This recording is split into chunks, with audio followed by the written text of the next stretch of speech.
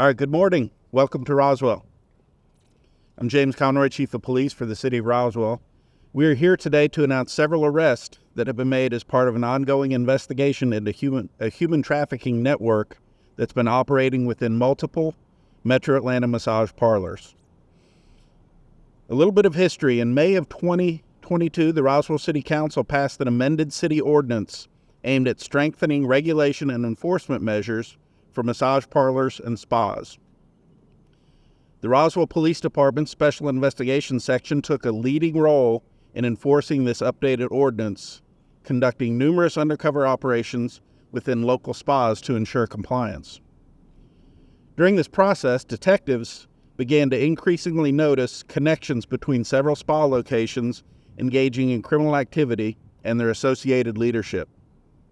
As detectives continued to investigate these connections, they uncovered an extensive human trafficking and prostitution network spanning at least 6 spa locations thus far.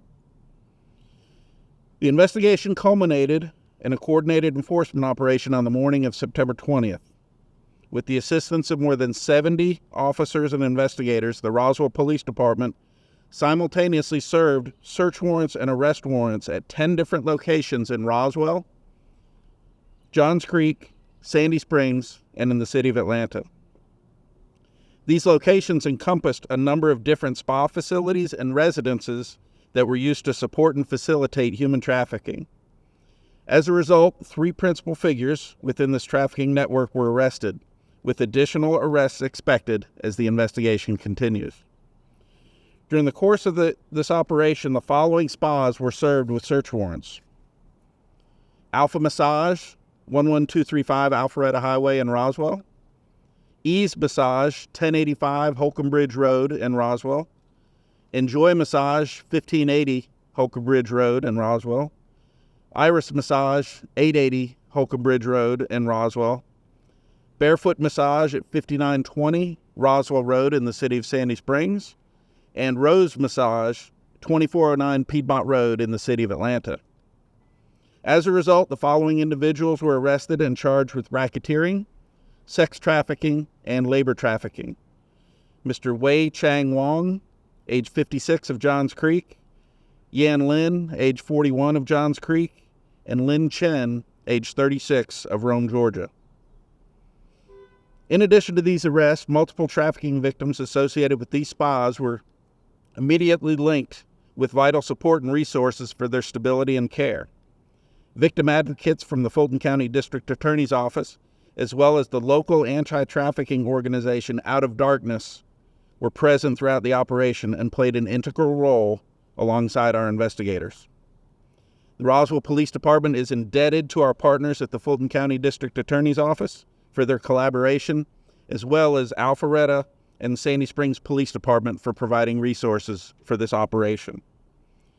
This operation was one of the largest of its kind in the region and marks a significant milestone in our ongoing effort to combat human trafficking at the organizational level. The Roswell Police Department will continue to vigorously pursue those who exploit and victimize others in our community and ensure that Roswell is not a safe haven for those seeking to provide or receive illegal massage activities. As a reminder, this is a fluid, very active, and ongoing investigation. As such, there may be many questions that we cannot answer at this time, but those answers will be provided in the appropriate forum, which is in the court of law. Now, it is my pleasure to introduce the mayor of the city of Roswell, the Honorable Kurt Wilson. Mayor Wilson. Okay.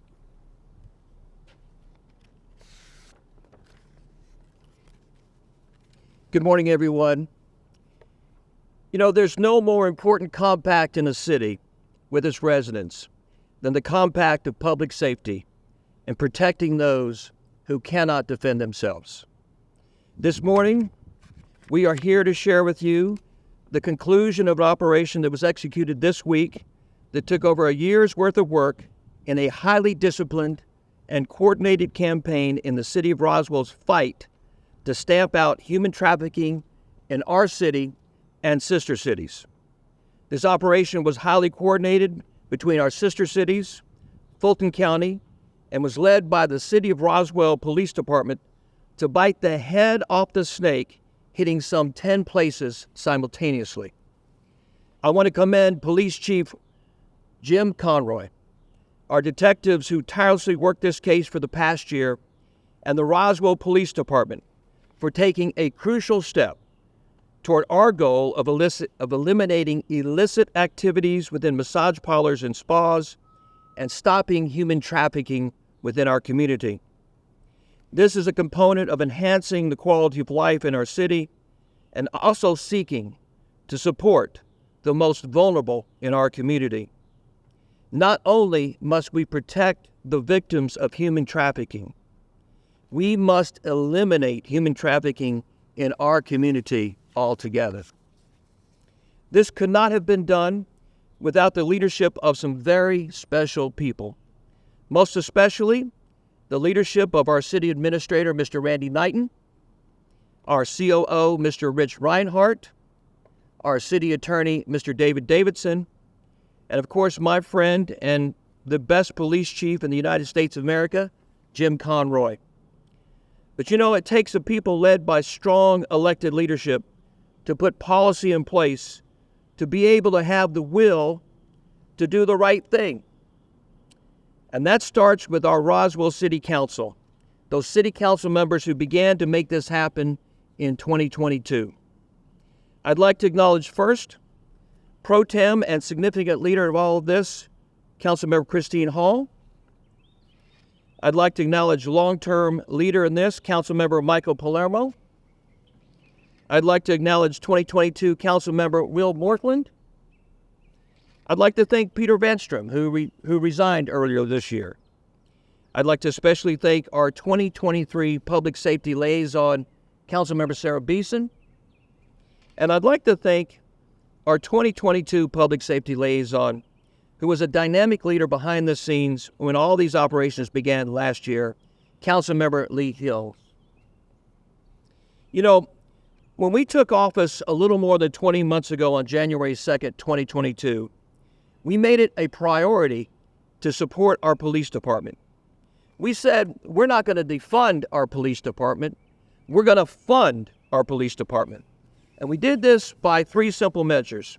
First, we approved best-in-class police pay, which was resulting in a fully staffed police department for the first time in 20 years. And I might add, out of 587 cities in the state of Georgia, it is the only city, to my knowledge, that is fully staffed at this time. Secondly, by providing the police department with the resources it needs to fight crime, like the Internet Crimes Against Children Unit and the ROC, the Roswell Crime Center. And of course, with the leadership of the council approving new provisions governing the operations of massage parlors and spas in the city of Roswell. Again, I'd like to thank the Roswell Police Department for their exemplary work in this case. We will continue our efforts to protect the Roswell community, our sister cities, and the most vulnerable amongst us.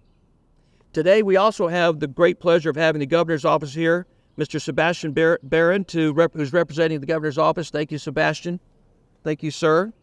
And I'd like to thank Governor Kemp and First Lady Marty Kemp for their leadership in the fight against human trafficking. Thank you, sir. Also, I'd like to acknowledge that we have the Fulton County Deputy District Attorney, Arnell Winfrey, who will be addressing us later. We're so proud of you. Thank you, Arnell. But now, I'd like to introduce our partner in the prosecution of these crimes. Today, we have the great pleasure of having the District Attorney of Fulton County with us today. Ladies and gentlemen, District Attorney Fonnie Willis. Thank you, Mayor. Good morning. And where the mayor commended a lot of people, I think we have to realize that so many cities and so many mayors would like to put their head in the sand and not acknowledge that this is a problem. And it really takes courage to do what Mayor Wilson has said and what this city council has done. And so I am very grateful and very thankful that they've made human trafficking a priority. I've said many times in my administration that our priorities are really gang violence and human trafficking. And unfortunately, we know that those two are actually going together in this day and age. And I have to agree with him. One of the best police chiefs in the state of Georgia is Chief James Conroy. And I just thank him for his leadership and for his work. My staff and I, we are really honored to be here today. And we're really honored for this partnership. Today is a day of celebration because there's been an achievement, but it did not start today. My staff has been working with this police department for now over 6 months. I think you heard that they laid the groundwork a year ago to make sure that these days and this week has happened. And we're just at the very beginning of a long road, but we're at a good point. Today, no one should lose that this is a historic moment where you have a city coming together and saying we are not going to have this happen, and we're going to work hand in hand with the governor's office, with the city council, but mainly the police led the charge on making sure that we got this done. As a result, we've managed to bring cases against 3 defendants who were trafficking women. That's an ugly subject, but it's going on, and it's going on all throughout the county. And this city had the courage to lead the way to make sure that it's not something that's allowed here and that people know that they're going to be at the forefront of attacking it. Human trafficking is a scourge all across America, but this is the city that had the courage to take it head on. As a world-class area, we're someplace that attracts a lot of visitors. And so with that responsibility and with being that beacon of light comes some of these ugly subjects. But with that attention and activity and having people here that want to victimize, we have to make sure that we are always attacking it and letting them know that this is not the city or the place or the county for this to occur. That's why my office has made working with our local, state, and federal law enforcement partners to fight human trafficking one of our highest priorities. I want to introduce to you today a real-life hero, one that leads the team in my office. Her name is Deputy Ernell Winfrey. She's been here, and she was here the day along with 20 members of my staff to assist in this operation in every way that we can.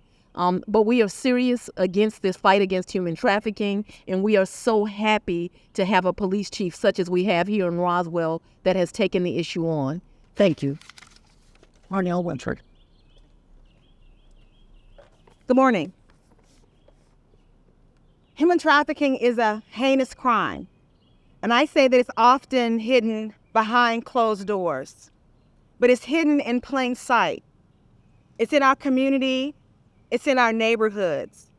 It's behind the doors of what appears to be legitimate business. And we can no longer look away from it. We can no longer deny that it's happening because our community is being impacted. We can no longer have willful blindness to this heinous crime. There are real people, real women caught in these massage parlors. And today, I am honored to have worked with and to continue to work with the Roswell Police Department on stomping out this crime in this city and all over this county. We must hold traffickers accountable, those that would look and seek to exploit the vulnerable, those that would look to seek and obtain financial gain, literally off of the backs of women. We will not have that going on in our county and in this city. And I'm so proud of the work that the police department in this city has done so far.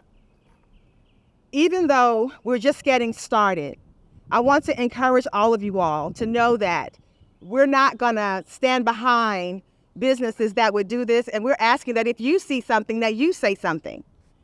We know that people go in sometimes to buy sex. We know that this is going on. These parlors are located in our communities, in our neighborhoods. And when you know that it's going on, you have to say something. And that is my charge for all of you watching today, is to say something. This is going to take a collaborative effort. It took all of us to make this happen. It took the police department, city council, our office, and even our NGOs, our non-governmental partners like Out of Darkness, Frontline Response, to come in and step in and make sure that the victims of this heinous crime have somewhere to go after all of this is said and done, that their life moves on in a positive way. And so I encourage all of you to stand up with us in this fight. We're just beginning. We're just beginning. Again, I would encourage all of you to see something. If you see something, that you say something. And thank you for your continued support. And let's fight this fight together. Thank you. We will now open up for a few questions from our media partners. Please, again, bear in mind that this is still a very active investigation. And if you would direct your question to the individual that you would like to direct that question to. Thank you. Chief, can you step up a second? I know when people hear this headline, they're going to think about, obviously, the first thing is victims. Are these juveniles, these women? She says women, or what ages, how many victims do you have? So we encountered over 20 employees. They were all adults and all females. Do you know, are they coming here, from other countries? Are they citizens? People want to know they're going to want to know, like, what's holding them or how they were controlled or anything. Can you talk anything about that? So People don't understand, like, how this happened. Yeah. No, at this point, I can't speak as to how they got into the country. That is part of the investigation and part of the prosecution. Can you talk more on, I know y'all collaborate with a lot of different organizations, victim advocacy groups, just talk about that collaboration and kind of what is next as far as y'all know with how these women are taken care of and, it's not just, the perpetrators are arrested and that's that, they have to figure it out, but there's a brighter future ahead. And I'll start that, and then I'll bring up the district attorney's office to speak on that point. So you're exactly right. We cannot do this alone. Our officers are great at investigating and arresting people. And then when we have to take care of victims, we have to rely on the district attorney's office and the private organizations such as helped us in this to get resources to victims in this case because those resources are not readily available. So with the partnership of the DA's office and Out of Darkness, that helped us get some assistance. But I'm going to bring the district attorney's office up since that was their main focus. It's an amazing question, and it's one people do not often think of, is what happens the day after or just the hours after. And so that was the reason planning was so important in this case. It's one of the things we did. We did associate with Frontline and Out of Darkness, and we made sure that prior to doing this, not knowing how many women or victims we would encounter, that we had some place for them to go. And so we've been able to make sure that right now they do have housing, that they're being taken care of, that they're safe. Even trying to get some people back to their homes, which are not always here in Fulton County, Georgia. Dia Willis, can you talk about this? I guess this is obviously started in Roswell, but obviously we see one in Atlanta, Sandy Springs, and this kind of, we always hear about Atlanta being like a hub for human trafficking, but I guess this obviously, you hear about Atlanta, but you don't think of Roswell or some of these places outside the city, and obviously it can happen anywhere, obviously. It actually does happen everywhere, and I guess some do not think of it happening all throughout the city, but I think you have a mayor here and a city council and certainly your police chief who is wise enough to know that they are using legitimate businesses or what appear to be legitimate businesses to run their business, which is very illegal and very harmful. It destroys people's lives for a very, very long time, and so it's hidden in plain sight right before our eyes. And that is why it is so important that people say something when they know that these things are going on, that they call their local police officer, because it's not just happening in the big city, it's happening in the suburbs as well. The reality is sex is a commodity that's wanted all over the world. And so you can't think that it's just desired in the city. It's desired everywhere, and you have people that are willing to prey on victims that can't fend for themselves. So we have to make sure that we're here to protect them and that we are paying attention when it happens. That's why you really have to commend this city council and this mayor. They're heroes. A lot of people would rather pretend it's just not going on, and so if it's not going on, then we don't have to deal with it. What these brave men and women did was say, we know what's going on, and we're going to make sure it doesn't go on in our city, and our city remains one of the best cities in the United States, and that we keep everyone here safe. And so I really do think that they deserve to be recognized for that courage. And I don't know if this is for Mr. Mayor or for the chief, as far as what are the next steps for these massage parlors and spas that y'all have identified as being part of the problem? Are they shut down? Are their credentials pulled? And are these the actual owners, or how are why these three, I guess I should say? So let me address that question first, then we'll get back. So you're exactly right. The spas in question are temporarily shut down. We have reached out to more of our partners. Collaboration is key in this. The Attorney General's office, Secretary of State's office, and we're reviewing some of the avenues that are in our city ordinance to keep these spas closed. They are all temporarily closed. They may reopen. We're checking into the licensing to try to get them shut down. There is some teeth in our local ordinance that allows us to permanently shut down spas after 3 convictions. And we're going to have to go back and check. We may have some convictions from our prior undercover operations. And once we get a 3rd conviction, we can permanently shut down spas in the city of Roswell. And that's something that we got from one of our neighbor cities that had an ordinance that led to permanently shutting down these spas. So, but excellent question. And then about these 3 specific, can you say any more about how they're connected, or?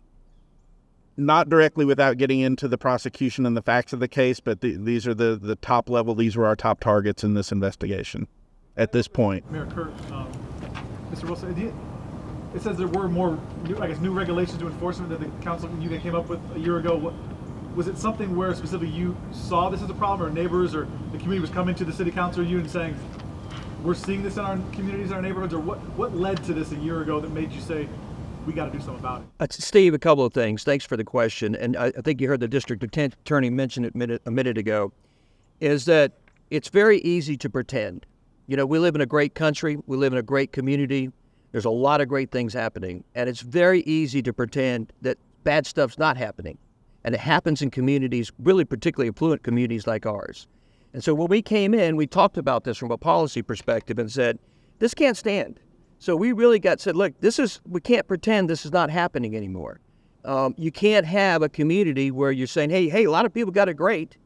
But then look, this underbelly of activities going on where there's real tragedy going on. And so when we came in last year, we said, we got to address that. And there's some other things we're going to address. And to your question, Steve, no, this is just the beginning. And you probably heard us, like, we're going to help our sister cities. And I don't mean that in a patronizing manner. We understand we have contiguous borders.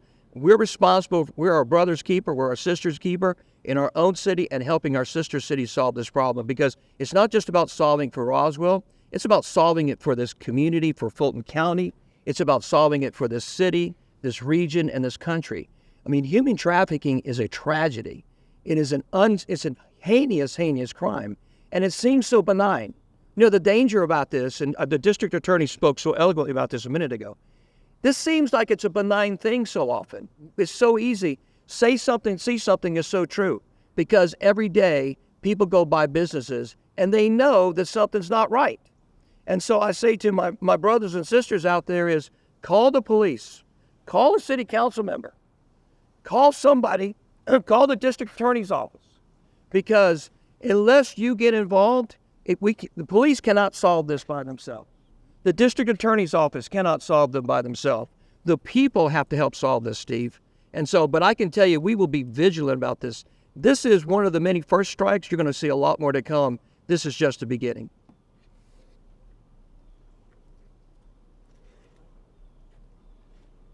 Thank you all very much for coming. We appreciate you helping us to share this success story and also the work to be done with our community. So thank you very much.